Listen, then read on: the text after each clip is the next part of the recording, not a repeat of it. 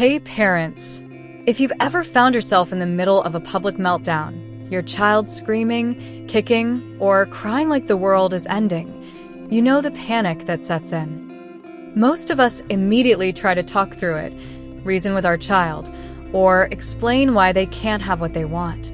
And honestly, it rarely works. Imagine standing in the middle of the toy aisle. Your toddler spots the brightest, shiniest toy, and suddenly they're on the floor, screaming. You start talking. No, we can't get that today. Stop crying. Or, why are you acting like this? And what happens? The screaming escalates, people stare, and you feel frustrated, exhausted, and maybe even guilty. Today, we're going to dive into why talking during a meltdown actually makes things worse, and what to do instead. I'll give you real-life scenarios, step-by-step actions, and tools you can use right away.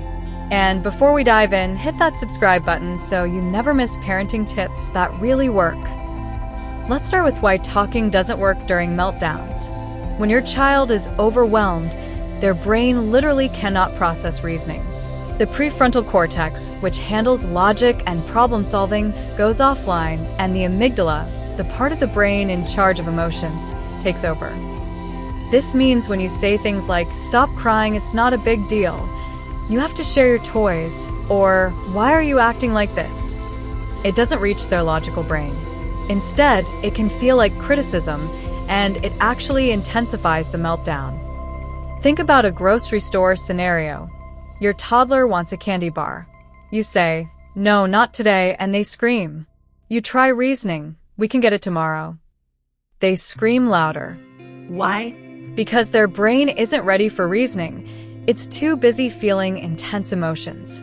Talking over a meltdown is like trying to explain quantum physics to a scared puppy. It just doesn't land. Recognize that this is normal. Meltdowns are not a reflection of your parenting. They're your child's brain under stress. Step 1. Stay calm. Easier said than done, right? But your child mirrors your energy.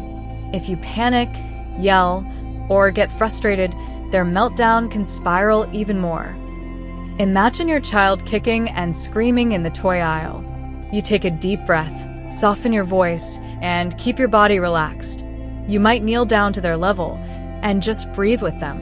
If you feel your heart racing, put a hand on your chest, breathe in for 4 counts, hold for 4, exhale for 4. Repeat. Your calm energy is a signal to your child that it's safe to start calming too. Sometimes, staying calm means saying nothing at all. Silence can be more powerful than words. Just your calm presence can act like an anchor in the storm of their emotions. Step 2. Validate their feelings instead of reasoning.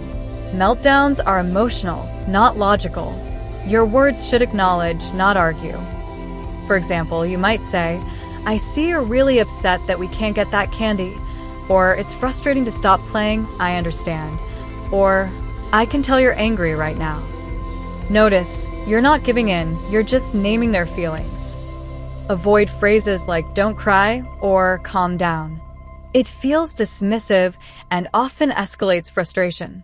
Instead, focus on acknowledging the feeling, not fixing it immediately. You can even practice this out loud to yourself at home. "I see you're frustrated." It sounds simple, but it makes a huge difference during real meltdowns. Step 3. Nonverbal comfort. Sometimes words aren't enough, or even helpful. Nonverbal signals like a gentle hand on their back, a hug, or quietly sitting next to them can do wonders. Imagine your preschooler has to leave the playground and is screaming. Instead of reasoning, you kneel beside them, put a hand on their shoulder, and just stay silent for a few moments. Their breathing may slow, and they feel supported without needing to talk it out. Some children need space. If they push away, respect it. Being nearby quietly communicates, "I'm here for you." This is enough for them to start regulating their emotions. Model calm body language, soft tone, relaxed posture, and gentle eye contact. Kids read your energy more than your words. Step 4.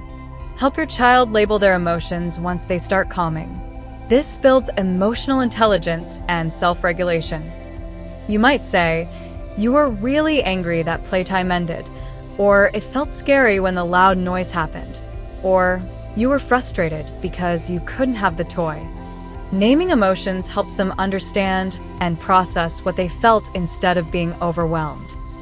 You can also use stories or examples from your own experience. "I get frustrated when I can't find my keys too." This normalizes emotions and builds connection. Step 5. Redirect and reconnect. Once your child is calmer, guide them to a new activity or task. This gives a sense of control and normalcy. After a meltdown, hand them a small toy or let them help push the cart. Say, "Thank you for calming down. Can you help me pick these items?" This reinforces connection, cooperation, and confidence. Avoid jumping straight back into reasoning or punishment. Focus on connection first, correction later. Pair redirecting with a small choice. "Do you want to push the cart or hold this bag?" This empowers them and reduces the likelihood of another meltdown. So next time your child melts down, remember these 5 steps. Stop talking and stay calm.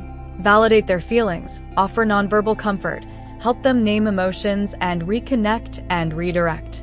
Meltdowns are exhausting, but with patience and these strategies, you can navigate them without escalating stress for you or your child. If this video helped, give it a thumbs up, share it with other parents, and comment below with your biggest meltdown challenge. I'd love to hear your experiences. And don't forget to subscribe for more practical parenting strategies that actually work. See you in the next video.